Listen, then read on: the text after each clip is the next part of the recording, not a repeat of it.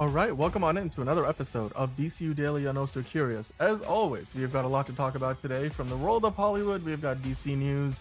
I'm sure we'll touch upon some Marvel stuff along the way. Star Wars, the world of John Wick, Ballerina. We have some character posters to talk about there.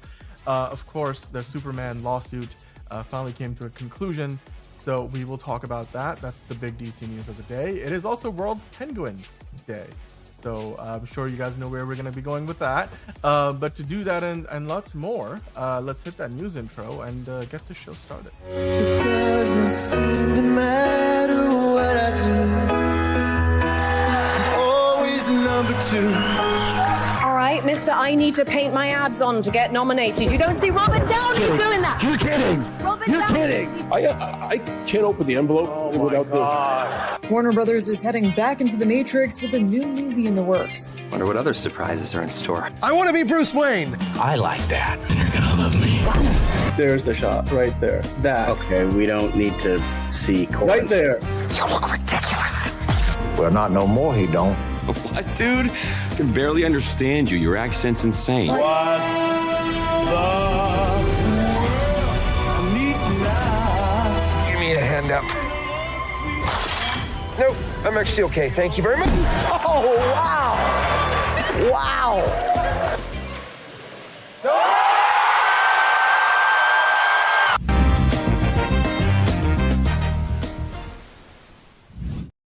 Well, hello there again. All right. Well, it's time to talk about the news. As per always, we have got a few interesting subject matters, like the weekend box office is going to be fun to talk about.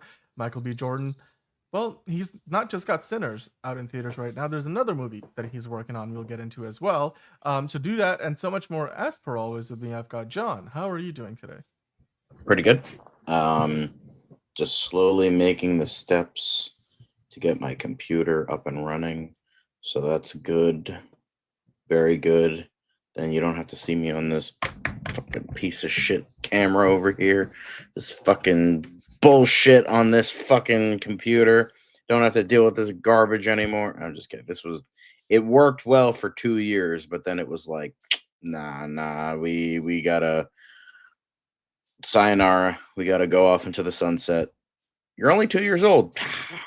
It's fine. It's fine. I'm like, it's not fine. But hey, maybe it's a blessing in disguise. We'll see. But yeah, outside of that, I'm doing okay. All right. Okay. Well, I mean, hey, hope the camera has done you some good over the past at least a year and a half that you've been on the show. So I'm sure it will go. It won't go quietly into the night, but it will rage against the dying of the light. Anyway. Moving on to the news, because we're not talking about Interstellar today. We are talking about Sinners.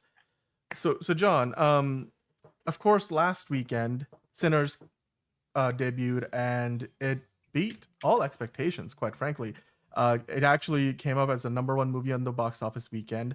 Now, granted, Minecraft was already in its third weekend by then, but still it was expected to win the weekend, but ultimately ended up coming in second, and Sinners took the top prize. Now, getting into the second weekend, people are thinking Sinners will probably finish somewhere near the top, if not at the top.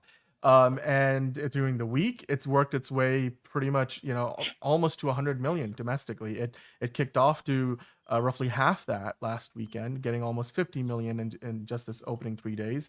And since then, it's made just about as much, if not more, leading into this weekend. And today, of course, when doing the show, it's a Friday, if you guys are watching live. So if you haven't had the chance to check this movie out, I'm sure you'll go check it out this weekend. If you're still on the fence, then go ahead and check out our review. I think we reviewed it on Monday, so go back and check that out. Definitely a lot to say about it. I also did an out-of-theater review for it, so you're welcome to check that out on the YouTube Shorts, or if you're on TikTok or watching on Instagram or anywhere else. I think I posted it on a bunch of different, socials. But nonetheless, the movie itself, it's now in its second weekend. The new movie this week, John, is The Accountant 2. Ben Affleck, John Bernthal, or as Liz liked to affectionately call him, JB. And the three of us, Liz, myself, and yourself, we have all seen The Accountant 2 already, because we all went to the same early fan screening a week ago. Ironically enough, even though we all live in the same state, we all went to different theaters, but like that's besides the point. We all had fun with the movie. We all gave it a glowing review as far as I remember it. Now heading into this weekend, John, you have The Accountant 2, you still have Minecraft out there, you have Sinners, Unfortunately, and as we look ahead to the next few days, um, it's so far it's looking like Minecraft is gonna do well, but I mean Sinners is doing amazing. Like it's gotten, like I said, almost to $100 million already. Praise What are be. your thoughts on where this all stands? Do you think The Accountant 2 will be able to surpass Sinners and take the top spot, or do you not think there's any chance of that happening? I don't think so. I mean, because the thing is, the problem with it is, yeah, it's got Ben Affleck and it's got John Bernthal, which are kind of sort of names, so that might help it a little bit.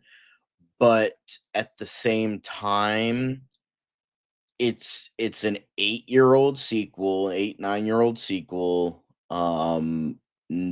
The first one didn't, it got some love. It wasn't like totally like a sleeper hit or anything, or even like a sleeper. It was like a modest hit.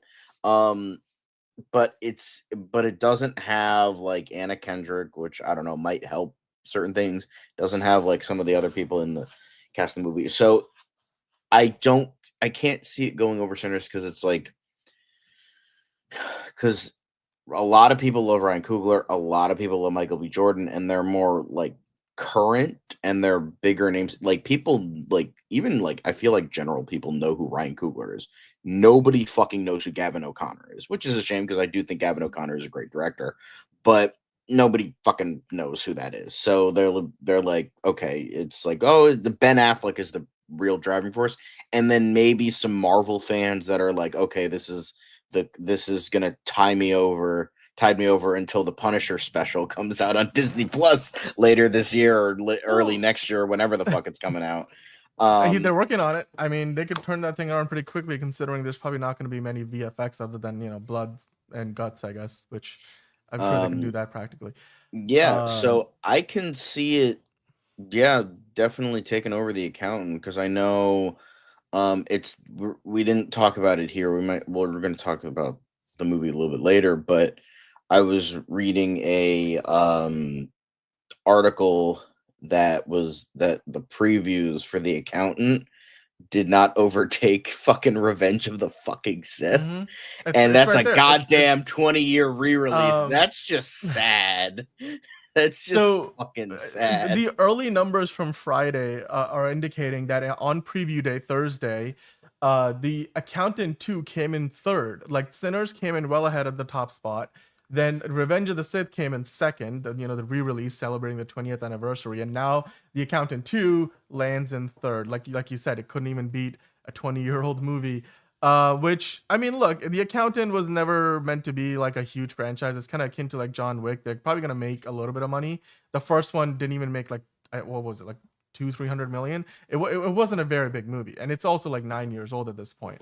So yeah, I mean, The Accountant 2's number, by the way, also includes the money they made on tax day, which was the early fan screening. So whatever number you see with them also includes another 2.5 million. So when you look at just this Thursday alone, it's even lower.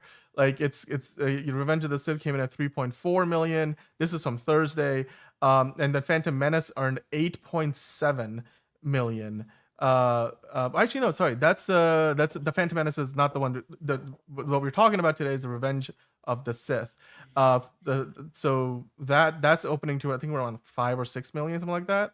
And yeah, Sinners is just ahead of that. So yeah, I'm not surprised, but I mean, I guess, yeah, for those, maybe the lesson to be learned here is for those of us doubting the popularity of Star Wars, a 20-year-old Star Wars movie. It's not. I mean, here's the thing. Numbers. I think it's not denying the popularity of Star Wars. It's like people seeing this movie. Here's the thing. In terms of the prequel trilogy, Revenge of the Sith is seen as the best one out of the three. I mean, I think it's still fucking mid as fuck, but like that's just me.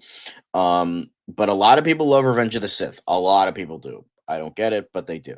So so you have all the people that still love Star Wars, that like, I love the original, I love the prequels, I love the sequels and all the spin-offs and Disney World, like the ultimate Marvel stands. But so you have all that, but then you have the people that are like, I hate Disney Star Wars. I liked it when George Lucas was, in charge of everything, blah blah blah, all that shit. And then on top of the fact, so you have those people, and then you just like, there's people that want to see something familiar, and Revenge of the Sith is familiar. So, especially with your boy Hayden Christensen going to see the movie, a little bit narcissistic of you, Hayden, going to see your own movie in a theater. Like, come on now. But I think it's I think there's like a whole number of factors that's going into like Revenge of the Sith, is like the all-encompassing Star Wars stands, the people who hate the new Star Wars and like the old Star Wars, and people who want to see something refreshing, not refreshing, but familiar. And so it's like, okay, I'm going to go see this instead of what? The Accountant 2 and Minecraft. All right, yeah. So fuck that. Go back to see Revenge of the Sith then. I mean, here's the other thing: the Revenge of the Sith, as well as pretty much the entirety of the prequel trilogy, they've been re-releasing them on their 20-year anniversaries the last several years, and there's an entire generation or two of people who have never had the chance to go see it in the movie theater. That too. And yeah, I mean, Main Man is like, episode 3 was rushed, especially the ending. You could say that, but at the end of the day, if you were around for when those movies were coming out, especially when The Phantom Menace was coming out, I think for me, like, I remember the Revenge of the Sith hype quite a bit, because I was like old enough to kind of personally experience that, and it was like, a huge deal. Like, Star Wars was the biggest thing that year, as far as I remember. But then also for people who were around for Revenge of the Sith, another Revenge of the Sith, for Phantom Menace, for example, the first Star Wars movie that came out in like 2 decades, it was, dude, like, we talk about it, right? People went to movie theaters just to watch the trailer and then walked out before the movie would start, so they would just spend today, I don't know how many people would spend $20-$25 to do that. It's a little more money than it used to be for a movie ticket to go just watch a trailer and leave. But if you haven't had the chance, you can go see it in a theater. But we have a comment from Hosea saying, did you guys see the DC Showcase podcast with the actors for Jimmy Olsen, Steve Lombard, and Cat Grant? Added a little more hype to Superman for me. Yeah, we did. We will get into that a little bit. We're not going to necessarily get into all the details of what they talked about necessarily, but we will talk about it as a whole in the DCU daily portion of the show. So do stick around for that. We will talk about it. But John, given where things are now as of Thursday and then early part of Friday, it looks like Sinners is gonna probably finish at the top. They might even, like right there, $30 to $40 million. That would be pretty much almost on par with what they did on the first on opening weekend, like 48 million, I think it was. People were thinking there's going to be like a sub 50% drop. There might even be like, I don't know, like do the math on that, 20% drop if it finishes in the high end of that range. 20% drop in the second weekend is ridiculous. Although 40 million, that leaves a lot of room for people who didn't see it the first weekend to want to go see it now. It's not like everybody went and saw it because it made 100 million. So it does make some level of sense, but the word of mouth on this movie is fantastic. Everybody keeps talking about, do not underestimate the word of mouth and the positive conversations around Sinners as a movie, which I saw this week as well, during the midweek. I think it was like a Wednesday maybe, or Tuesday. No, yeah, it was Tuesday. I saw it on Tuesday, and I really had a lot of fun with the movie myself. I saw it in IMAX, and the movie is shot for IMAX. It's amazing. It's beautiful. Of course, like I mentioned, we all saw The Accountant 2, the three of us, yourself, myself, and Liz, and we love The Accountant 2. Do you think The Accountant 2 can edge out Revenge of the Sith for the overall weekend box office? Or do you think Revenge of the Sith is going to make plenty of money? Because it's one thing to make a lot of money on Thursday. Do you think it will have the legs that people are going to want to keep going back to seeing a 20-year-old movie all weekend long over The Accountant 2 and Sinners? And even that's a great question, because how long is Revenge of the Sith in theaters? I believe it's gonna be a couple of weekends. That's usually how they do it. Like it's gonna be maybe 2 or 3 weekends, if that. And even then, I don't think it plays during the week. This is like a weekend only thing. By the way, we Yeah. have a Manos time in the chat now. We have already got Elite Easy. Caleb is here. Honka honka. Sorry, Caleb, you're not late. We are early. It's not your fault. If anything, you know, we all have plans in the evening today, so we figured we'd do an earlier show. See if you guys can pop in. It's really early in the day for Hosea, but he's here. It's like he said, it was like 9 a.m. for him.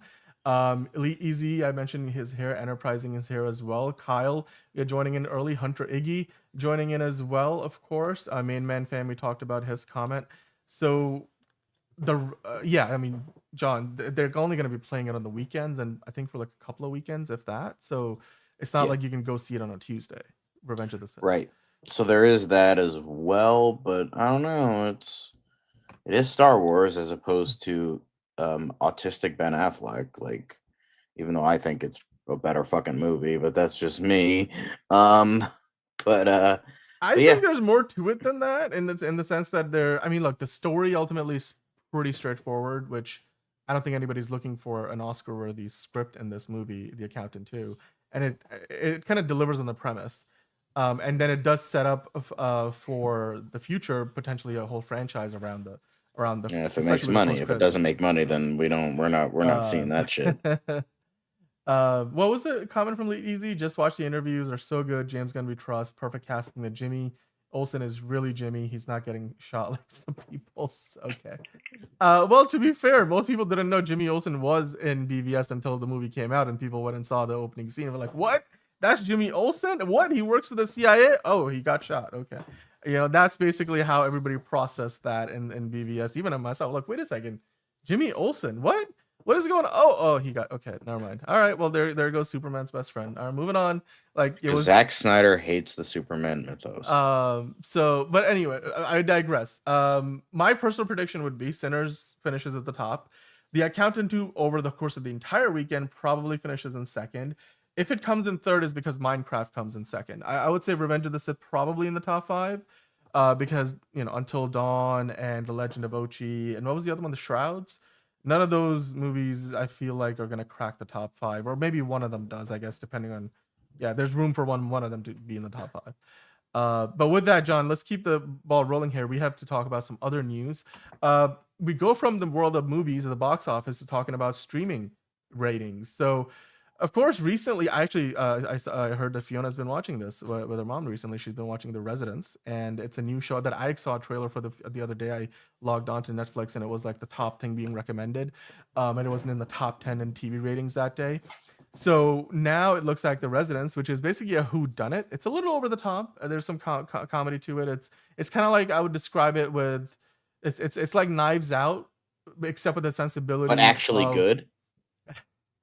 Well, I was gonna say with the sensibilities of Only Murders in the Building, sort of, from what I gather. Okay. Because that's the vibe I got. Because my mom was watching this. Yeah. And I was like, "This looks like Only Murders in the Building. Like it looks like a ripoff." I mean, it's even called The Residence. Only Murders in the Building. Like it's. I mean, I think it just comes down to the fact that like it's silly comedy stuff. It like. Maybe not turn your brain off because it is a mystery whodunit and you got to think for that. But it's if it's like silly, over the top, and fun with the fucking like the world's on fire. We just want to escape. Let's just watch the lady from Orange is the New Black solve a little murder mystery in an over the top fashion. Sure. And you know what? If that makes people happy, then I'm happy. I don't know if I would ever watch this show, but it looks cute, looks funny. My mom was like, "Oh yeah, it's pretty. It's okay. It's a lot of fun." But I know White Lotus was doing well. I heard season 3 was not nearly as good as the first 2 seasons. In fact, my sister said it was terrible. So but she says most things are terrible, so it's fine.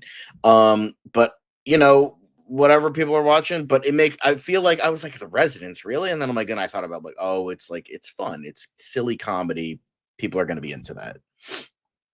Yeah, it's definitely got that sit back, relax, comfort food television vibe to it. You don't have to really think too hard. It's not like watching Severance where you have to pay attention to literally every detail so you don't randomly see Ben Stiller walk by you and his doctor garlic or whatever, and all the small little details. Like this is the kind of show where you can sit back. They don't hide much from you, and you just kind of get a story that it's easy to digest. The Steve Martin in the year of our Superman. I'm gonna start saying it in the year of our Superman 2025. Somebody, I think Really? Main Man was like earlier saying like Kryptonian Jesus. Like that's what it is. I mean, he's literally.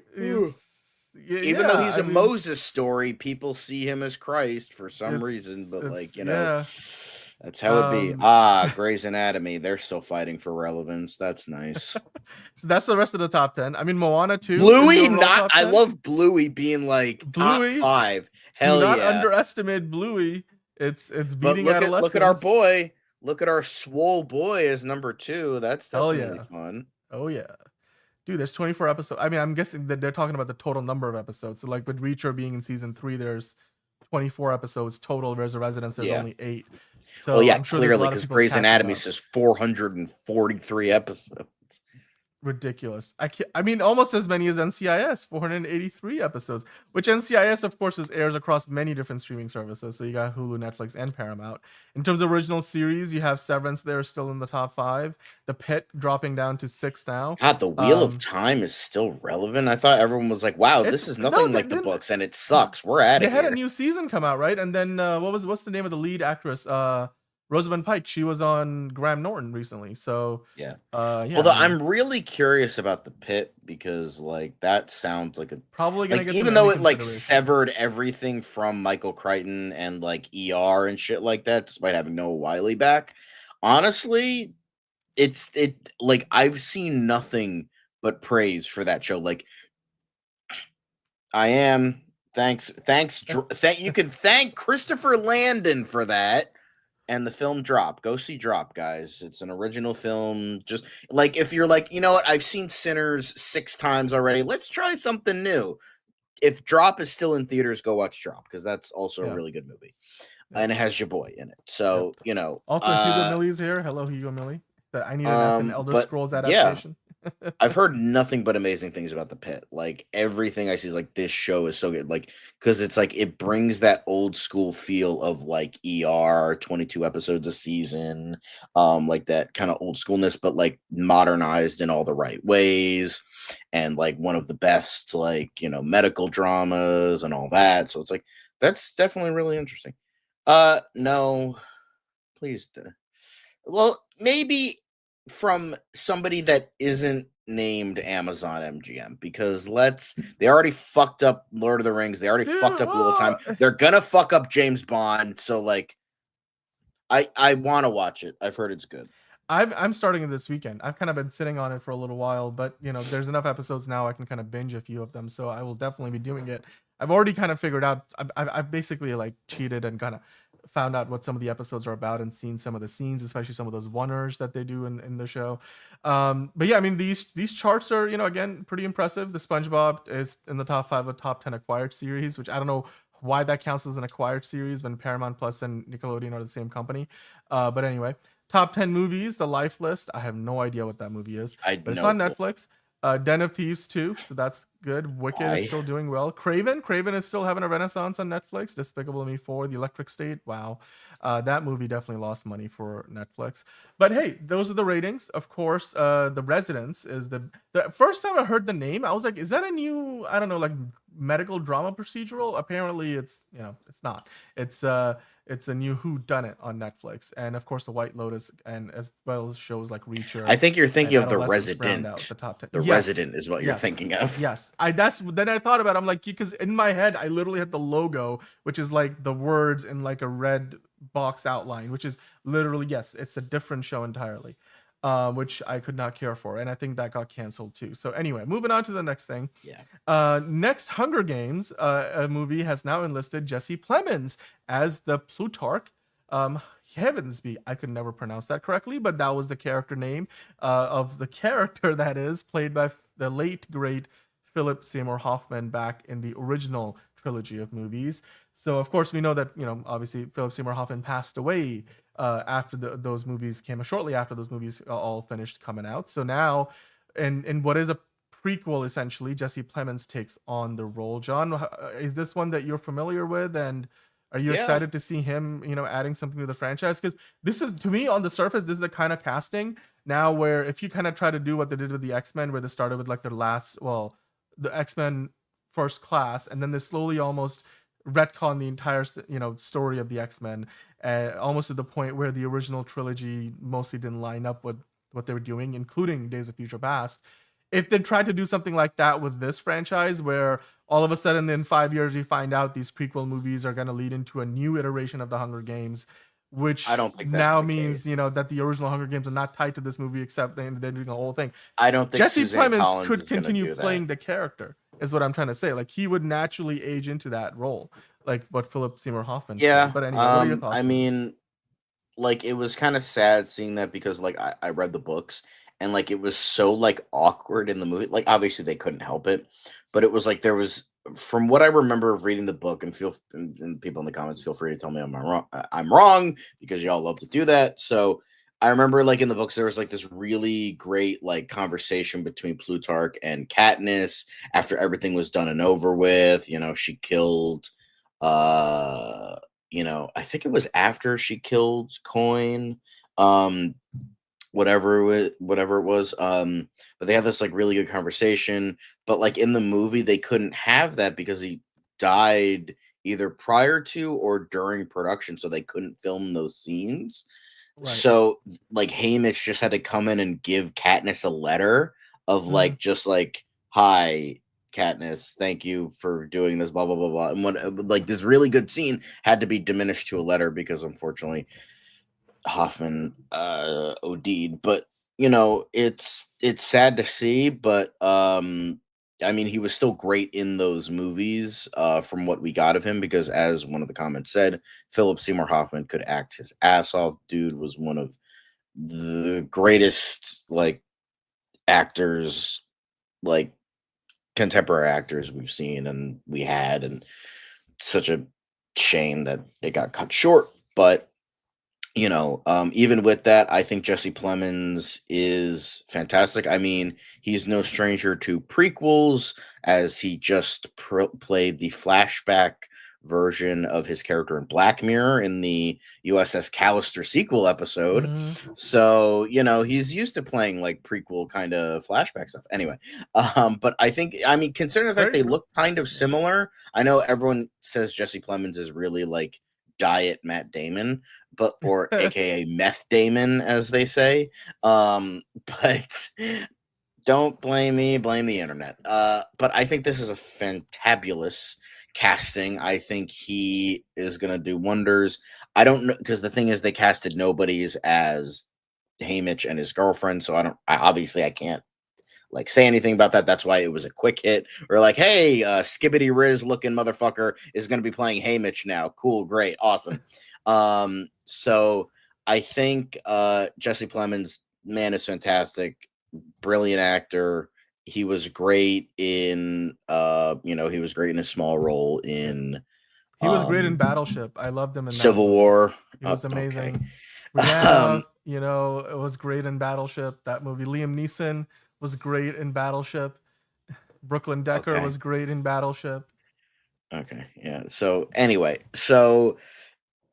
I will say Jesse Plemons is a fantastic actor. He's gonna play the role very well. I'm excited to see this, considering how surprisingly great Ballads of Songbirds and Snakes was, despite Rachel Zegler being in it. I think he'll do the role well, and I'm excited. I'm excited for this movie. I know Elle Fanning is going to play Effie Trinket, or at least she's rumored. I don't know if they ever confirmed that, but this is another great casting. I'm curious how else they're gonna, add to this, because Accountant 2 was great, but yeah, Jesse Plemons is such a very, very, very good casting, guys. We appreciate that. We're on a good like casting jump. Like people are casting shit really well. Well, maybe with the exception of Pedro Pascal as Mr. Fantastic, but outside of that, we've gotten good casting. Yeah. Yeah. By the way, also, Taylor Kitchener and Alexander Skarsgård also great in Battleship. Co-stars of Jesse Plemons in that movie. I don't know if this hasn't come up in a long time. I used to bring it up a lot more. Battleship is one of my movies that I was like a guilty pleasure. I'm like, I know Universal spent way too much money on it and it was like a flop, but it was a better movie than most people give it credit for. Anyway, um, yeah, Caleb, he was really one of the best parts of Civil War. And yeah, the trailer looked good, says Elite Easy. John, let it go. I don't know What am I letting go? I don't know what Elite Easy. Which trailer are you talking about? Not this movie doesn't have a trailer yet. They just cast the man. But anyway, we're gonna move on to the next thing. Which John, it's now time for some quick hits. So let's hit that quick hits music, shall we? And I'll bring in the quicker part of news. We've got a bunch of topics there to talk about. Okay. Yeah, boy. And here we go. All right, so French stars unite for Asghar Farhadi's Parallel Tales. Gaelic superstars or Gallic superstars, Isabelle Huppert, Vincent Cassel, Virginie Efira, and Pierre Nini will headline the new film from the two-time Oscar winner he won it for The Separation or A Separation and The Salesman. French names, John. French director, Parallel Tales. Interesting. I know Huppert and Vincent Cassel, both great actors. I know Huppert. She, if I'm thinking of the right person, she was in Anatomy of a Fall, right? I think that's what it was. Yes. He was. But both of those actors are really good. I don't know if I'll watch this, but it's got a good cast from the two people I know. So maybe I'll keep an eye. I recognize. Who is the person on the third one to the right? Is that Huppert or Huppert? No, that's not it. Wait, that's gonna be Pierre or Vincent. Wah. Let it go. Let it go, Elite. Let it go. See, I can do it too. Anyway. Let it go. Okay. Anyway. But yeah. Oh, this is a quick hit. All right, I brought it in a little bit early, but hey, Hayden Christensen having a bit of a renaissance to himself. He was at Star Wars Celebration. He kicked it off. He's back in Ahsoka. Of course, he's promoting a re-release of Revenge of the Sith, and he also at a Star Wars Celebration mentioned that he feels there's a lot more, stories yet to be told around Darth Vader, and the fact that the money dried up, so Hayden Christensen had to come crawling back to Star Wars. I mean, he made it the point that we haven't seen as much of that transition from that internal battle between Anakin and him becoming Darth Vader and what that was. Because to be quite frank, he's not entirely wrong. We've seen Darth Vader in the original trilogy of movies. We've seen him in Rogue One. We have seen him in Ahsoka and stuff. But what we miss is a lot of what we haven't seen the peak of Darth as much of. There's a lot of years that go by between the prequel trilogy and the sequel trilogy. I think if we want to probably get a little bit more of that, kind of the I'm gonna wreck fools, nobody gets in my way Darth Vader from Rogue One. We want more of that, I think, which even with Obi-Wan Kenobi, that show we didn't get as much there is some middling continuity with it's how the fuck can he be so badass in Rogue One and that yet in fucking New Hope he's I know. I understand why they gave a reasoning for it, but it's still awkward. But I get what they were doing. Darth Vader is toying with Obi-Wan and Obi-Wan's toying with Darth Vader, hence why they're not doing backflips and shit like that. But even then, it's still how did he go from that to there? Thanks, Disney. Anyway. All right, moving on to the next thing. Breaking news. Manos Time bringing this to us. So I pulled it in. Emma Mackey is now set to star as the White Witch in Greta Gerwig's Narnia movie. And of course, it's going to reunite her with her Barbie director because the two of them, of course, were, worked on that movie together, as you remember. I still think she looks like Margot Robbie. I am so glad we got to see the two of them on screen together, except they should have given her the blonde hair because then we could really not tell them apart. But anyway. John, what are your thoughts on this Narnia movie and the cast? Not gonna watch this hot garbage, even though Emma Mackey's a pretty good actress. So, good luck, I guess. But yeah, this movie looks like a gigantic dumpster fire, and it was DOA once they got Greta Gerwig. So, yep. I mean, a lot of people probably said that about Barbie too. We'll just have to wait and see. They're also gonna release it in movie theaters, like IMAX, I think, and whatever. They have a specific timeline for that before it comes out on Netflix. So Greta Gerwig got Netflix to kind of give up a little bit of that control over the release for that. But hey, we'll have to just wait and see. By the way, I did not know Manos Time, who suggested this story to us, is French. Oui, and he appreciated that French story. Oui, baguette. Oui, baguette. Baguette du jambon, café au lait, and juice d'orange. I don't know. Bonjour and comme ci comme ça. Anyway, we'll move on and our broken French to talking about some more American shit. Royal Pains is getting a reboot over at NBC. This actually came in yesterday. It was a deadline and we didn't have a chance to talk about it, but here we are. Royal Pains is a show from a time when USA Network had good shows. Unlike today, where it's all based, unless you're watching wrestling, it's all reality television shows, and they barely have one scripted show a year. Just a lot of Chris Lee Knows Best marathon reruns, or NCIS, or whatever other NBC procedural they want to put on there. But back in the day, Royal Pains was probably the lesser of the many, but it was one among several that I used to watch. I fell off Royal Pains pretty quickly, but I loved Burn Notice. I love Psych, and I love what was the other one? White Collar. Suits is from the same era, John. Are you excited to see this? Because no, I'm not. I don't give a flying fuck about this show. It's supposed to be quick. I thought this was supposed to be quick. All right, get this okay. I'm just saying. Here. I'm just saying it's gonna be. I don't even know what this is. I've never heard of this before. More Katna, by the way, is saying that Narnia could be cool as an animated show. And yes, Elite Easy USA did go to cheap, trash, as did I guess most of cable. So Psych was dope, and I've heard it both ways. So I still watch it actually. I go to Peacock, and one of the several things I watch there: Brooklyn Nine-Nine, Psych, all the good stuff. But speaking of good stuff, John, probably some of the best character posters I've seen all week. This one looks fantastic. You've got Ana de Armas there. Yeah. Looks very good. And all right, calm down. The comment fix me. That's great. That's great. All right, the next one we've got John Wick looking even sexier. Sexier. He's got a bit of a scar up here. Everybody likes a man who's got a bit of grit, as it were. This is between the third and the fourth movie, so yeah, I mean, I guess between the time he beats up people in the third movie and goes out and chases people in the desert in the fourth one, he's doing something with Ana de Armas' ballerina. So, and of course, we've got late, great. Oh man, I miss him. I miss him so much. I still loved him in Fringe. That was my favorite show. But yeah, Lance Reddick, no longer with us, but I guess this is his, maybe this, I don't know, maybe there's still more projects out there that might be his last project, but at least of the one we know of, or the ones that we are aware of, this is his last project that he's a part of.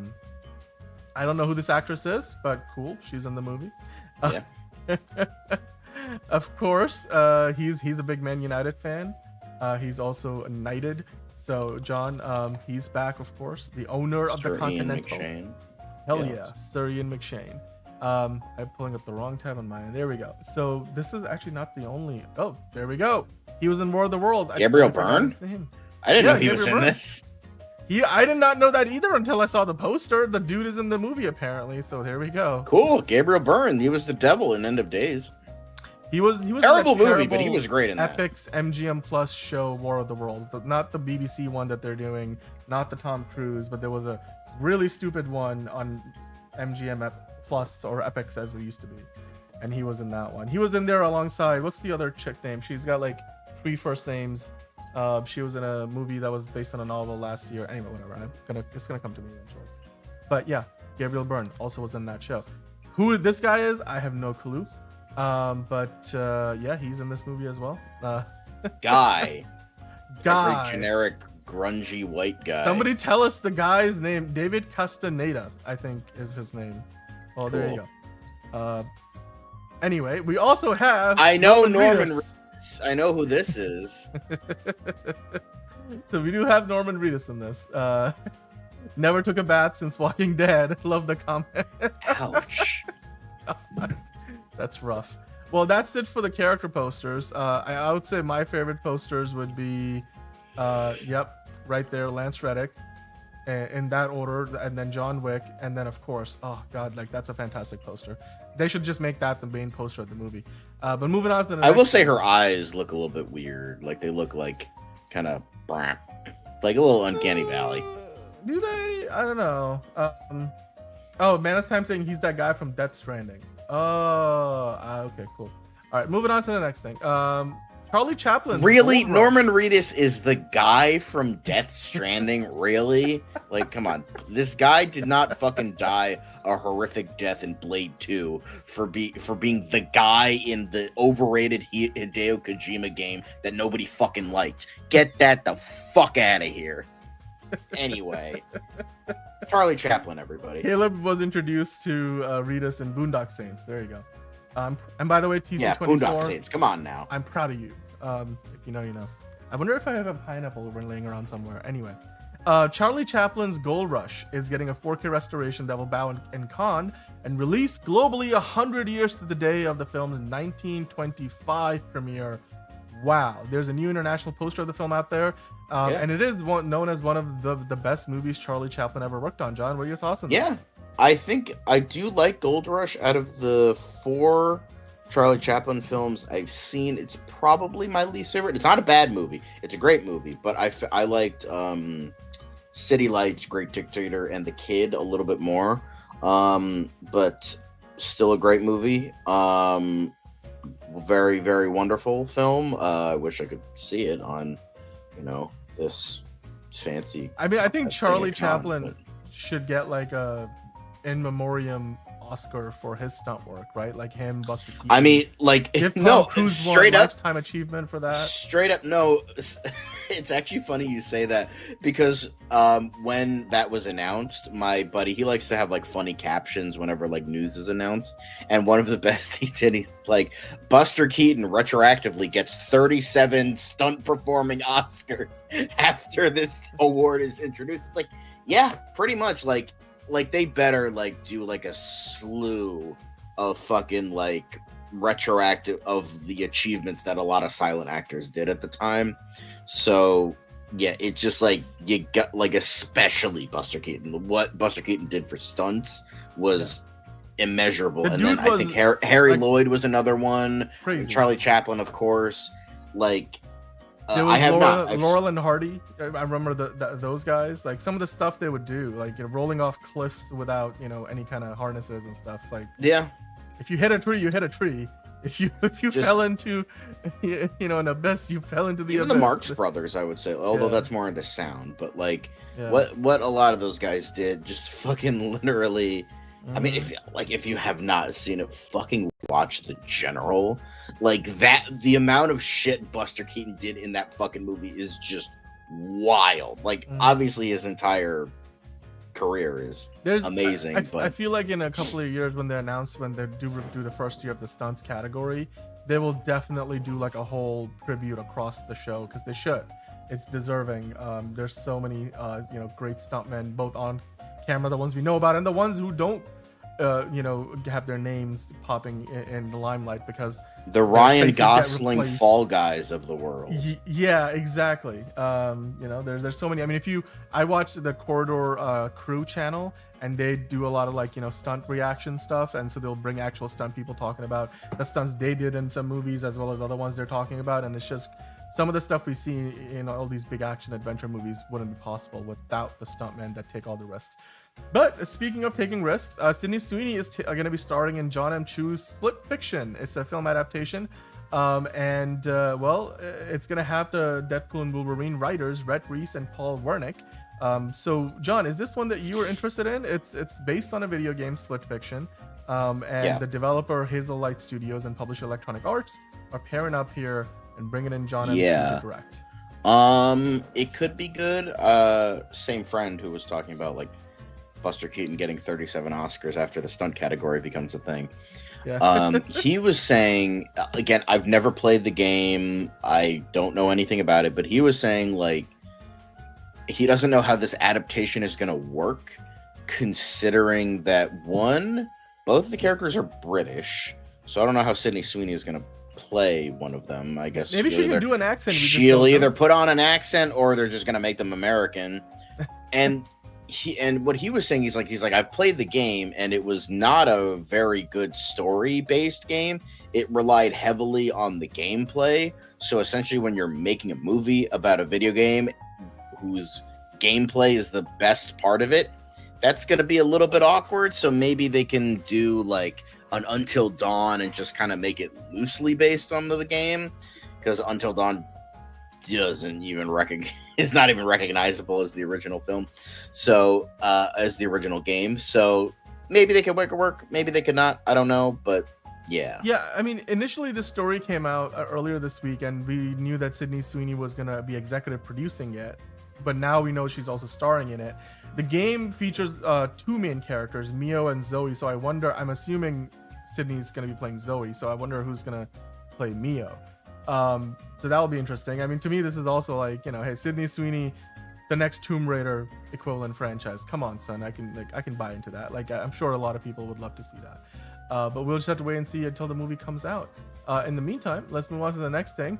Urban Legend is also getting a reboot from Gary Dauberman and Neil Moritz. Screen Gems is behind the new take of the original 1998 horror movie, which featured a cast that included Jared Leto and Joshua Jackson. So, John, you read this? It's interesting to me. What are your thoughts on this whole story? It could be an interesting. Initially, I was like, I don't give a fuck about this, but like honestly, urban legends are very fascinating to me. So maybe they could like, instead of, because it was essentially like a weird sort of anthology movie, kind of sort of what I know about the original urban legend. So maybe they can make it like more of a through line rather than like an anthology. So that could be really interesting. Either make it even more anthology where it's just 3 separate stories or 4 separate stories, or make it more of like a narrative, kind of like what they did with Scary Stories to Tell in the Dark. Both can work. And I do like Gary Doberman. I think he's a decent writer. He recently wrote, Until Dawn, and that's not been getting great reviews. So we'll see.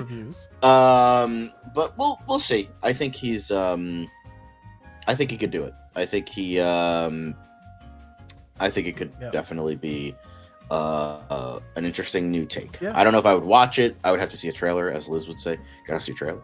So we'll see. What I will add to that is Steven Ortega's in the chat, Ismochi's in the chat, and for those of you asking, I am feeling better. Thank you for checking in. I was actually on the show yesterday. Not the whole show. I was on parts of the show yesterday. But yeah, also Antonio is here. Hello, Antonio. Saying I saw that movie in the movie theater. Oh, so you saw the original? All right. Well, now it's getting a reboot. Probably not with Jared Leto, but who knows? You never know. So earlier at the start of the show, I mentioned Michael B. Jordan not only has Sinners out there right now, but there's another movie he's got on the way. One of probably several projects he's currently got ongoing. So this one specifically is Thomas Crown Affair. It's going to now have a release date of March 2027. Michael B. Jordan is actually directing this movie, and he's starring alongside Taylor Russell, and it's coming to us from Amazon MGM Studios. It's an updated version of the property. So another IP-based situation here, John. You read this. What are your thoughts about this? March 5th, 2027. It's going to be in IMAX. It's going to get a full theatrical release. And it follows Norman Jewison's 1968 original movie of the same name, which starred back in the day Steve McQueen and Faye Dunaway, 2 of the biggest stars of their time. And here we are with a new version of it. Drew Pierce, who wrote The Fall Guy, wrote the script for this. Speaking of The Fall Guy. Yeah. Could be. I haven't seen either version as of yet. I know Pierce Brosnan did a remake in the 90s, and I heard that one was okay. So we'll see how this one does. Yep. It looks interesting. What I will say is Faye Dunaway, I think, like, hey, you talk about Sydney Sweeney. Faye Dunaway was like the Sydney Sweeney of her time. She was also before she got pumped full of plastic, but Yeah. Oh, yeah. Everybody makes mistakes. Moving on to the next thing. The Bunker, one of Tony Todd's final films, lands distribution. This was interesting. Dean Devlin, for me, I'm a fan of Dean Devlin from his original Stargate movie, even though I more like the shows than the movie. But Dean Devlin's Electric Entertainment is now planning a release for the horror feature that also stars Tobin Bell and Chelsea Edmondson. John, this is going to be one of Tony Todd's final movies. It's getting distribution now. The Bunker. Are you going to go see it? I'd go see it. Like, God knows I'm not seeing fucking Bloodline. So when I thought that was going to be his final film, like, that sucks because I want to commemorate the guy. But Final Destination is a lame franchise. But I'd go see this. I quickly read this, like, the summary of it, and it sounds like it's a very typical plot, but it sounds interesting because, you know, it's like a bottle movie where it all takes place in this bunker, and essentially a bunch of scientists are like, they're like, hey, we have to stop an alien invasion by creating a weapon. Do that. And one of Chelsea Edmondson's character is like, are they telling us everything? I don't know about that. And that's kind of the chaos ensues. So it's like the doubting, you know, doubting leadership, doubting that kind of thing. Very, very timeless, unfortunately, timeless theme, but this sounds good. This looks good. So I'd go watch it. Yeah, it looks interesting. I guess I'll have to just wait and see, you know, when it comes out, what else is out there at the time. Because, you know, you only have so much free time in a week, and then you just got to divvy it out amongst the things that you want to watch the most. So yeah, maybe I'll go see it if it's a slow week. Maybe I'll just have to wait for it if it's, you know, in a week where we have another big movie coming out. But Will Forte, of course, has a movie coming out next year, a movie that was almost never going to come out, but Warner Brothers decided they wanted to make some money back on it. So they sold it to Ketchup Entertainment. So now we're going to get Coyote versus Acme next year. And recently he was asked about, you know, the rescue of the film from the death throes of the WB vault. And he said, I never thought it would happen. He, of course, is going to be starring in the movie as, I believe, the lawyer of Bugs Bunny, is it? The lawyer of Wile E. Coyote. Of Wile E. Coyote, sorry. Okay. And John Cena's in the movie, of course. John, what are your thoughts on this? Again, Warner Brothers took a write down on this, $115 million, but now Ketchup paid up like, what, 50 million some odd dollars for this? So what are your thoughts on Will Forte was really passionately advocating about this even well before Ketchup Entertainment got involved. Oh yeah, and it makes sense. It's like you create this thing, and it's like one thing of like you try to make a movie and then it gets canceled. It's like, oh, what could have been? Maybe it could have been good. Maybe it could have been bad. I don't know. But then you fucking actually make the goddamn movie, and then it's just like just taken from you for no fucking reason, and it's just like, oh, okay, great, sure. It's just that this thing taken, and then it's like you have it. We have the movie. It's right there. It's completed. It's like one step away from being a real movie, but it's not because this WB is run by morons. But luckily, Ketchup came in, and we're like, you know what? We got you. Yeah, and of course, Caleb giving us the reminder that this is a movie that was co-written by James Gunn. It was he wrote the story. So he didn't write the script; he wrote the story. He co-wrote the story. I think the other guy who wrote the story co-wrote the script, and then he also produced it. So yeah, right. Well, Will Forte is fucking hilarious. I love this dude. Like even stupid shit like MacGruber, like he just makes me laugh. Yeah. Oh man, but I will say MacGruber kind of overstayed his welcome back in the day. But you know what? James Gunn has definitely not overstayed his welcome. And speaking of, it's time to bring the quick hits to a close because that's all we have for the news section of the show today. So we hope that you enjoyed that. Hit the like button if you haven't already. Keep watching because we're not done yet. But get in the comments down below and let us know what you thought about all of those different stories, whether it was Tony Todd's final movie, Charlie Chaplin's old movie getting restored, the ballerina posters. Of course, the box office this weekend with Revenge of the Sith and Hayden Christensen taking us back to a galaxy far, far away from 20 years ago. So all the different stories, we'd love to hear from you about it because we will be doing a Q&A session later in the show today. And, we do that every Friday. So your comments, we pull them and we bring them into the show and we talk about them. We answer your questions, comments, as well as any of your fan theories. With that in mind, let's switch over to the main event of the show. As per always, we're going to be talking about DC. So welcome on into another episode of DCU Daily. As always, we have a ton of news to talk about. Not as much as we sometimes have had this week, because this week was pretty front loaded. Like a lot of stories came out and it was packed. A lot of Superman talk, but today we will have some Superman talk because of course why not?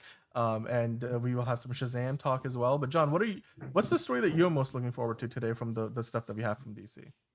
I hate to defend corporations from the little guy, but like it's nice that the court case was won, so we're not like prohibiting Superman from getting into other countries. So Yeah.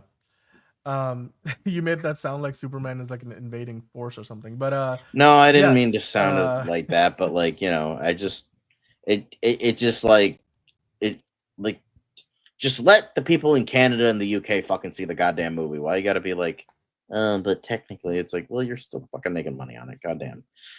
Yeah. By the way, Manos Time was asking earlier because we talked about how James Gunn got a story credit on Coyote versus Acme, not screenplay. Well, when you write the story, that probably that kind of means that you wrote like the treatment for it. You and wrote stuff. like an You didn't- outline or a Yeah. treatment, Ye- or sometimes it's because there's a lot of like with WGA rules and like film The Writers rules, Guild, and like yeah. depending on which means Writers Guild of America, if you don't know. So on what credit is due, sometimes if you didn't write enough of it or most of your work was rewritten, sometimes you don't get a script credit, sometimes you get a story credit. So it could be that he just wrote a treatment for it and then the other guys wrote a script based on that.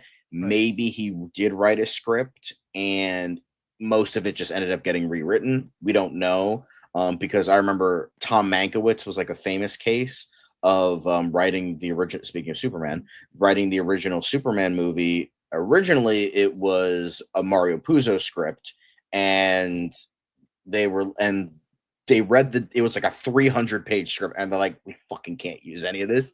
So they got Tom Mankiewicz and the Newmans to come in and essentially rewrite the whole thing. And he's like, and Tom Mankiewicz gave an interview many years later. He's like, yeah, we didn't fucking use any Mario Puzo script like in the final movie, but they couldn't technically, for some reason, they couldn't give Tom Mankiewicz credit. So he had to get like a consulting like credit because it's like it gets very complicated. it gets like very Hollywood, complicated. It's politics, it's unions, it's the agent representation, it's the contract. Right, that you it's had, a all those million things to different go things. into. So we don't know what the So- story means, but like he didn't get the credit for the script. Right. So yeah, James Gunn was involved. He didn't get the screenwriting credit on that Coyote v. Acme, but he did get credit for writing the story. So yeah, there is a nuance to that essentially.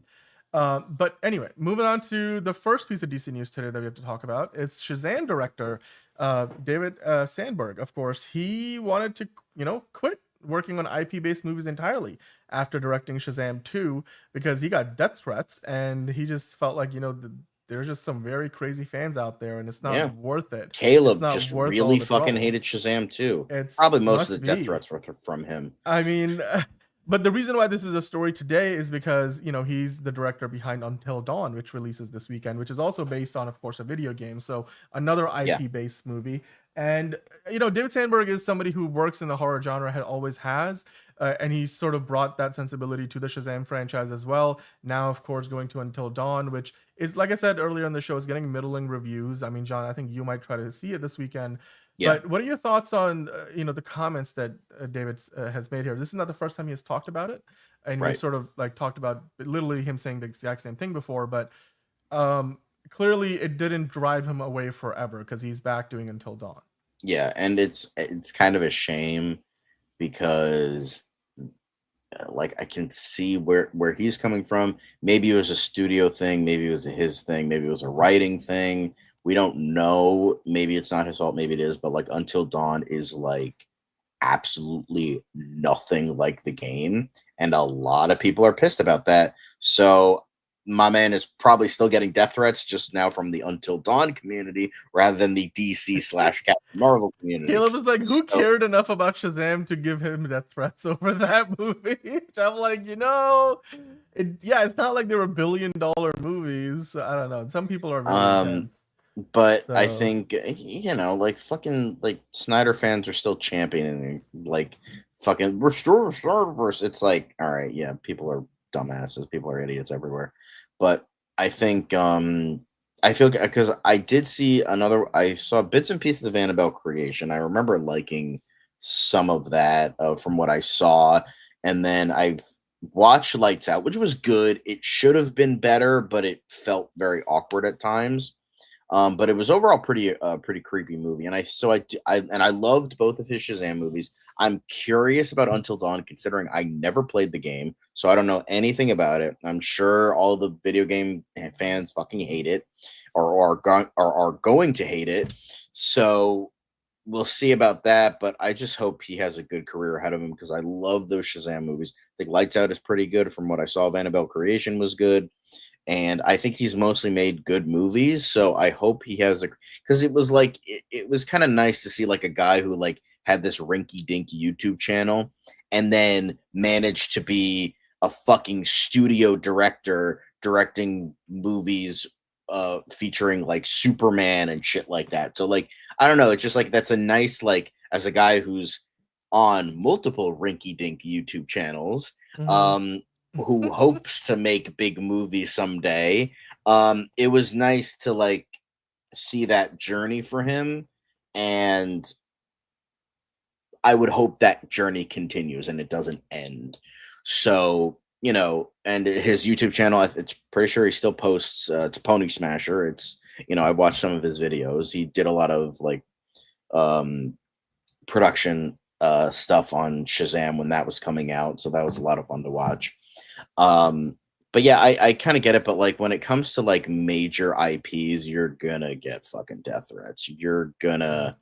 It's part of the deal at this point, which is a shame, but it's just like you gotta I'm not saying it's okay to do those things. It's never okay to do that. Like, fucking you send death threats signing up over for, a media project. Like, that's ridiculous.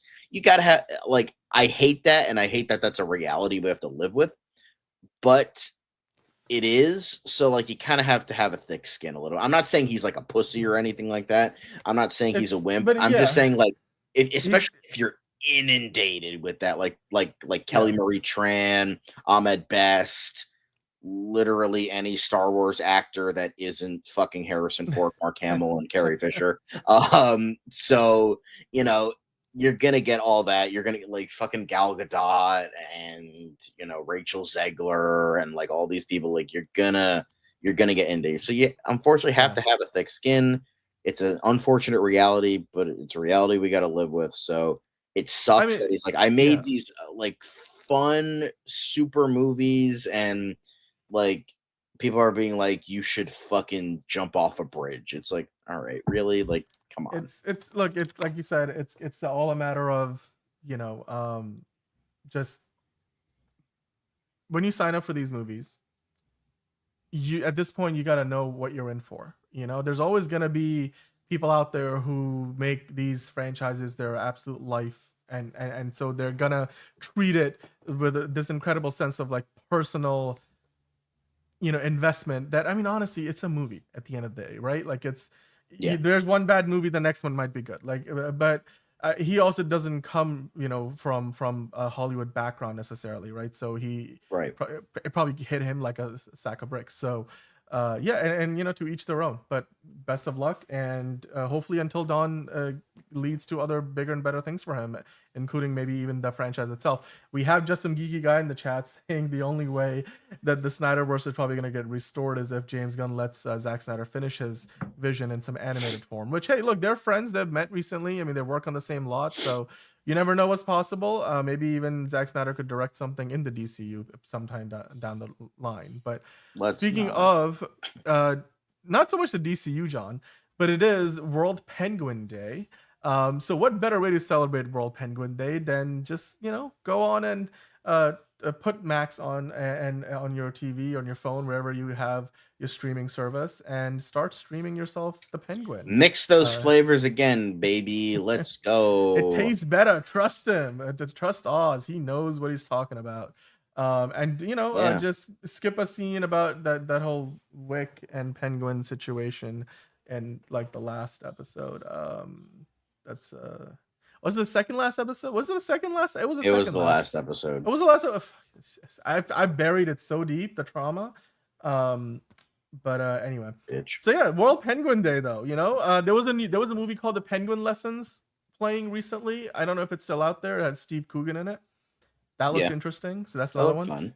Of course, you can watch Planet Earth. Lots of fun, cute penguin things in there. There's Surf's Up, which was another Or penguin. you have Benedict Cumberbatch trying to say penguin but can't, and Yeah, there was that penguin, Jim Carrey penguin movie. So, Mr. Popper's uh, penguins. Mr. Popper's penguins. Yep, yep. One more thing. What was the one with the Happy Feet? Happy Feet. There were two of them. You can go watch Happy Feet. But of course, the penguin. You can go watch that as well. World Penguin Day. Some of the cutest animals in the world. They're incredibly smart, and you can celebrate by watching something DC related today on streaming. If you haven't already, maybe go do a rewatch. But a lot of you guys earlier was talking about this interview that dropped in the DC Studios Showcase podcast, which is the official podcast of DC Studios. And you can see there, they've got 3 members of the cast on there. You've, of course, got Jimmy Olsen. The other 2 names I'm forgetting, but John, you can fill me in on those. And they went through so Bennett, much. Something Beck Bennett. Oh, I think it's Beck Bennett. Okay. Beck Bennett, and then Sarah Sampaio, I think her name is. Okay. And they're all staffers at the Daily Planet, right? Yeah. So one of them being a photographer, the other 2 are journalists of some Yeah, kind. Cat Grant. She's like a. I think she does like an advice column or like fashion well, or something like that. Cat And then Grant, Lombard does sports. Right. Certainly, they had a Cat Grant on Supergirl, but a very different version of the Cat Grant than what we're going to be getting here. But yeah, Manos Time was pointing out how what caught his eye was that they were wishing that the movie is good, and then they're pointing out things like they don't know for sure, things like what will his posture be for his character in the movie. I mean, look, here's the thing, to address your question, Manos Time, like how much do actors really know about the film once it gets into post-production? Like, here's the thing, they will get invited to the premiere. It's rare that you get invited to like those early screenings, because like it's not that James Gunn doesn't want these people, like the actors, to see the movie while they're testing. Oh, sorry, it's Michaela Hoover. Michaela Hoover. Sarah Sampaio, okay. I think she's Eve Tessmacher. That's Got my you. bad. Okay. Sorry about that. Thank you, Hosea, for the correction in the chat. By the way, just she does gossip. She's a gossip columnist, so thanks, okay. ladies. Yeah. All right, TC24. It goes to show what the fuck I know. Whoosh. Fun fact: penguins aren't afraid of humans because they walk on 2 legs just like us, so they assume we're one of them. That is true. They are. Yeah, they do think we're one of them. That I've seen that in documentaries. It's so cute. But anyway, talking about this interview, we're probably gonna have quotes from this to talk about in more detail on Monday. We didn't really have a chance to dig into it too deep. But to answer your question, I don't think, Manos Time, in most instances that actors get invited to test screenings, because they're not the target audience that these movies are trying to test for. It's the people like us who are going to go see it in a movie theater, like the average movie fan, even more so than us. Like we are hardcore fans, so we're going to like it most likely no matter how good or bad it is. They want to find out what the average person who just goes to see a movie once every other week or so thinks about the movie. So in most instances, these actors, the first time they get to see the movie is at the premiere, like the full movie. They might obviously, get every once in a while, there's an exception to the rule. Like they're working on a different project, they're on the lot, they walk into the studio and offices, and then James Gunn is like, why don't you take a step in? We're editing the scene that you're a part of. Like, I'm sure that happens. But as far as seeing the entirety of the movie, for a lot of actors, especially if you're not one of the leads, like all 3 of these actors are firmly supporting characters in Superman. None of them are starring roles. So therefore, for the most part, these guys aren't, they probably weren't even on set for the entirety of the production. They were there for, a portion of it, only the scenes that they were a part of. And then, of course, based on that, they get to find out, just like the rest of us, what the movie looks and feels like. I'm sure when they saw footage of themselves in the trailers, they were like, oh, that's me right there. Like, doing the whole DiCaprio thing, pointing at the screen. So yes, all of that is they kind of end up in the same scenario as the rest of us. They might have a little more, they might be privy to a few more details, but I highly doubt any of these 3 have seen the whole movie yet. But they will soon enough, as will all of us. So with that in mind, John, we have to move on to the main story of the day, which is also Superman related, more on the lawsuit side of things, because of course we talked about this, I believe now it's been a couple of months ago, that there was a lawsuit filed against Superman and specifically Warner Brothers Discovery regarding the rights that the studio had to Superman. and they were basically saying that after a certain period of time, there's a clause that there's some part of the law in the Commonwealth states, including of course the UK and Australia and Ireland and stuff, where essentially the rights of a franchise revert back to the original author, like I think like 25 or some odd years after the IP is, let's say, licensed off, or like Warner Brothers basically got all the rights, and essentially Warner Brothers was like, look, we have paid for these rights in perpetuity, essentially forever, and therefore, this doesn't need to be litigated. Like what you're trying to say here is not valid. Now, John, I will come to you on this because you have a better idea of the ins and outs of this whole situation. This is not the first time Superman has been sued over something like this. It seems to happen every time they have a new movie coming out. It happened around the time Man of Steel was going to come out. But basically, if this had gone through and the Schuster estate, his nephew had won the case, or even I guess gone to trial, they would have potentially gotten in the way of Superman releasing in several big markets across Europe and Australia, and including, of course, the UK. But now it looks like the judge has basically thrown out the case, saying, it's basically the premise of the case itself is false. So, what are your thoughts on this whole story? Can you explain to us a little bit more of what happened here? So essentially, it was they had like some sort of like copyright over like in like other country, like they have like they got it back to them. It was like 25 years since Joe Schuster died, and so they got the rights back to the character. So they still, since they get like a copyright thing. It's not specifically the rights because DC and Warner Brothers has the rights to the character. So they have like some rights. It's like some like a copyright or a trademark or like ownership clause or something like that. So that's what they have. But they said that they couldn't release the movie in, I think it was Canada, UK, Ireland, and I think one or two other countries. And they were like, yeah, you can't because the copyright's different there and we still have jurisdiction over that. And they were essentially like, yeah, no, don't. And then the courts were essentially, Australia was the other one. That's what I thought. So, and then like the judge was like, you have no fucking jurisdiction whatsoever. Get out of here. And that's essentially what it was. Like, I know that sounds like an oversimplification, but like that's essentially what it was. It was just, these like guys being like, oh yeah, we totally have a thing. And it's like, you don't technically have the rights. DC and Warner Brothers does, but they try to do this every time. They try to, like, I understand like the little guy and wanting like, like wanting like the original creators to get all the credit and all that stuff. But they did sell it to DC, or what was initially called DC, for like $130 back in the 40s. So it's like you already kind of let go with that. So in one of the previous court cases, so I know Antonio was asking about this, so I'll address that here. And I think one of the many previous court cases, like where the Schuster estate has sued, they won. Basically, they settled, and Warner Brothers does pay them a certain like thousands of dollars every year. I forget the exact number, so it's not like they don't pay them out a certain fee, royalty, whatever you want to call it. And it's just a matter of, I guess they were like, we can probably get some more now. Maybe a lawyer went to them and was like, look, there's potentially this aspect of the case we didn't touch upon before or litigate that maybe gets you a bigger check. Because ultimately, this wasn't about, let's be honest, like the Schuster estate taking Superman rights and holding them hostage. It was about them getting more money out of Warner Brothers Discovery. That's really what this was about.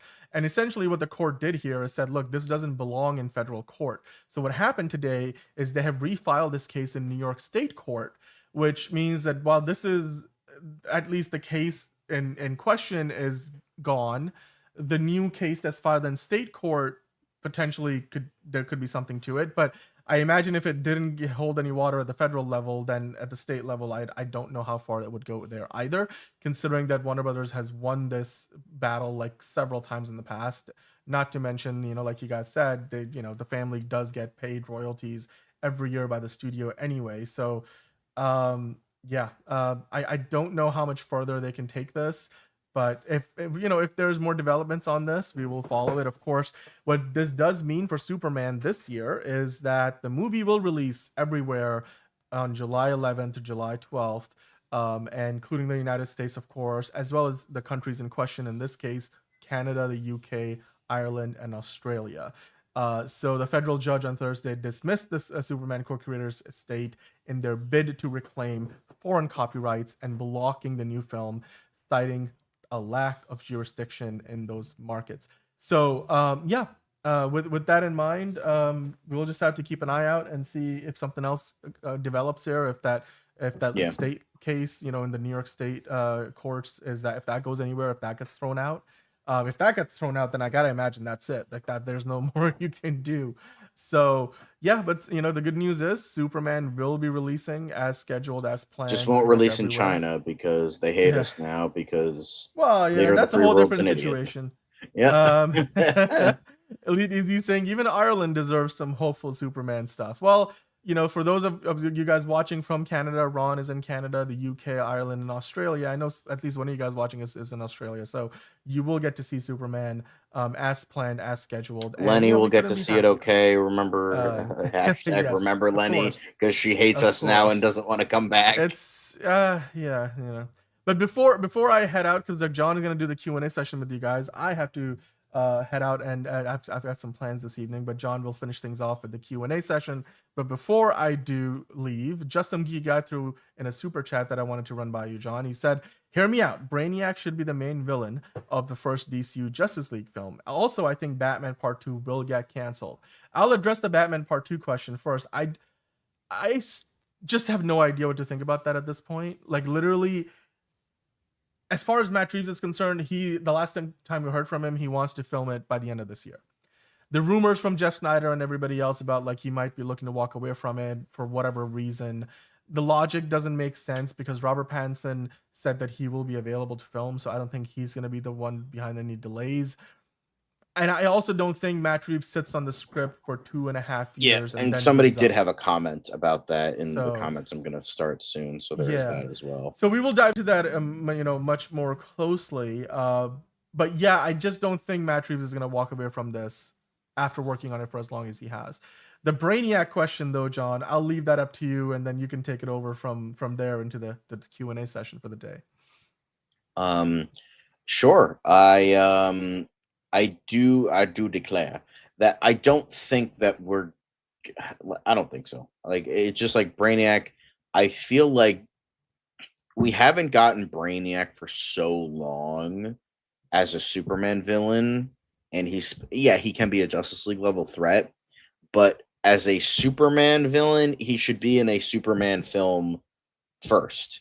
I think he should stay that way. For like, I want him to be, I want him to be in a Superman film first because he's a Superman villain. He the only Superman villains we've gotten on screen in pretty much 99% of these fucking movies is either Lex Luthor or General Zod, with the exception of Superman 3. But even then, we had Diet Lex Luthor because Gene Hackman didn't want to come back. So you have all that. I just would prefer if Brainiac would be in a Superman film first, and then eventually maybe a Justice League level threat, because it's very personal. He's like the reason why Krypton exploded and all that, and I just feel like it would make more sense to have, Brainiac be a Superman villain. And yeah, I don't think Batman 2 is going to get canceled. And I think that's a little bit ridiculous. But thanks for the super chat. But next up, we have more Q&A stuff from you guys from the past couple of days. The main man who is in the chat with us now, you commented past a live show But people were, I think we were talking about like toxic fans, and he was essentially like, I know it's hard to believe, but I still see grown adults saying Ben Affleck could return as Batman on other channels. Yeah, yeah, it's kind of a little bit pathetic at this point. A little bit like, it'll still happen, guys, we swear. And it's like, no, buddy, it's not. It's not. So like, calm down. You got this. You got the Snyder cut. You got it. Take the victory. Take the W. You're fine. But it's just like people just don't want to move on. And sure, I guess if you want to be a crotchety, cynical curmudgeon, then cool. I know I can be a bit of an angry boy about certain things sometimes, but I'm not gonna recede into that. I'm just gonna be like, you know what? If people like it, then awesome. That's great. I'm not gonna hate you for liking a thing that I don't. It's more when it comes to envy than hatred, because it's like I wish I could feel that way. I wish I could love these movies like you do, but I just like, people are different. Experiences, thoughts, intrigue, we have a subjective opinion, so there's all that. But guys, just get a life. Get a life. Anyway. But Elite EZ also in the chat left us this comment about John Bernthal mentioned, he's like, I might be the reason why Tom Holland is Spider-Man. I'm just saying. So with that, Elite EZ mentioned this little factoid about Burt Ward brought in a friend and tossed him around to get his job as Robin on Batman 66. I think the audition is on YouTube. Honestly, do whatever you can to like get the goddamn role, because I think like Reginald Vell Johnson, when he was doing Die Hard, because he's like seeing all this, like when you're in an audition, you're surrounded by people that it's like who are the exact same as you, so it's like who is going to do you better. So Reginald Val Johnson is like, just look down the barrel of the camera. He's like, I'm gonna be the fucking best Al Powell you have ever goddamn seen, and fucking blew everyone away, and then he got the part. So yeah, it's just like do whatever you can to like stand out, because you're gonna be surrounded by the same people over and over again. So to any actors watching, follow that advice, I guess. But yeah, it's Burt Ward. I mean, Burt Ward's an asshole, but like, not gonna lie, this is a little based. But JB1138, who is not in the chat, Matt, he was talking about how, Matt Reeves is the reason the Batman has started filming, yet he's going to quit if filming doesn't start soon. Maybe he's not the most self-aware. I don't think it comes from self-awareness. I think it comes from the fact it's just bullshit, because it like literally what you're saying here, it doesn't make sense. If he's the reason why it's not filming, would he leave for not filming? That's like, it makes no sense. So I think that adds to the whole bullshit rumor that it's bullshit, because it's like, why would he leave? It's his fault. He's the reason why the script hasn't been done. All this stuff has not, reached that next step. So why would he leave? It's like, I'm leaving because this script isn't done yet. It's like, that's you though. So I don't think it comes from self-awareness. I think it just comes from Jeff Snyder and other scoopers and scalpers and all those assholes being assholes and spreading wrong shit. But going back to yesterday, we talked about Oliver Queen for a little bit. Garrett Dillahunt was talking about, released this picture of like him in like a Green Arrow getup, but it looked either fake or he was just playing around on set, and it was confirmed by James Gunn. Yeah, it's not true. But Kyle Keiswetter did ask, do you think we will get a tease of Bruce Wayne or Oliver Queen? It depends where and when. I don't think we're gonna get anyone that major in like Peacemaker. Where we are getting Guy Gardner in Lanterns. Maybe I think the most we'll get in the future, because I mean, Batman is confirmed. Like, that's gonna happen eventually. So with that, I think we're gonna get like a name drop at the like Peacemaker invents dumb. Like, I looked it up on Google, so it's definitely true. type shit. Like, yeah, fucking Green Arrow goes to brony conventions and like, you know, just like dumb shit like that. So I think in the future, whether it's in Peacemaker, Lanterns, or Supergirl, or even Clayface, I mean, we're definitely gonna get Bruce Wayne, Wayne Enterprises, Batman, at least a mention in Clayface. We might get a cameo, but he's at least gonna be mentioned there. So, duh. But Oliver Queen is a little bit harder because he's not confirmed for anything. His adjacent characters aren't confirmed for anything. Like, you know, we're not getting like a Black Canary movie or a Birds of Prey movie anytime soon.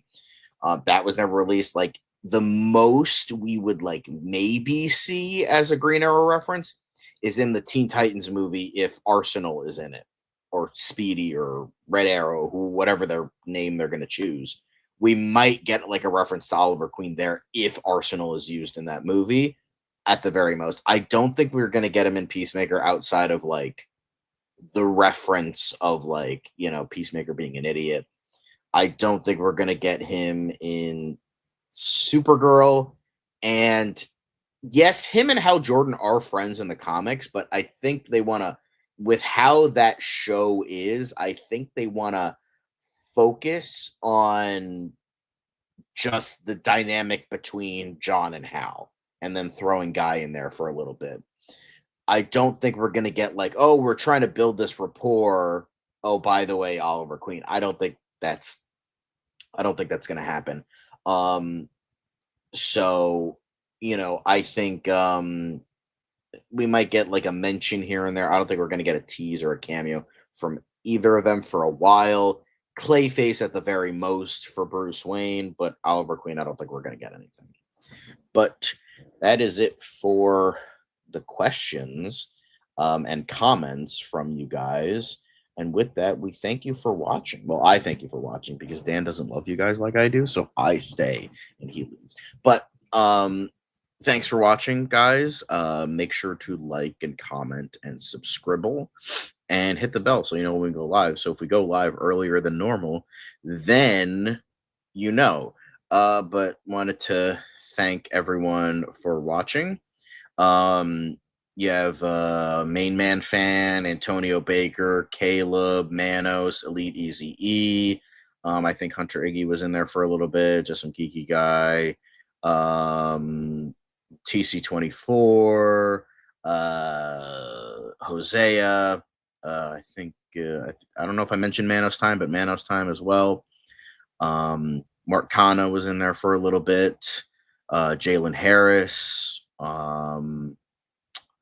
But I think that's Stephen Ortega as well. But thanks guys for watching. We and it's Mochi. But I want to thank you, John. Hope I spelled it right for the Superman recommendations. Also, hope you're feeling better. Thanks, it's Mochi. We appreciate you. But yeah, thanks for watching, guys. We'll see you next week when we talk more Superman and Lanterns and Supergirl and Peacemaker and maybe the Penguin, maybe more Batman Part 2 talk, maybe even some Bat nipples. See you later.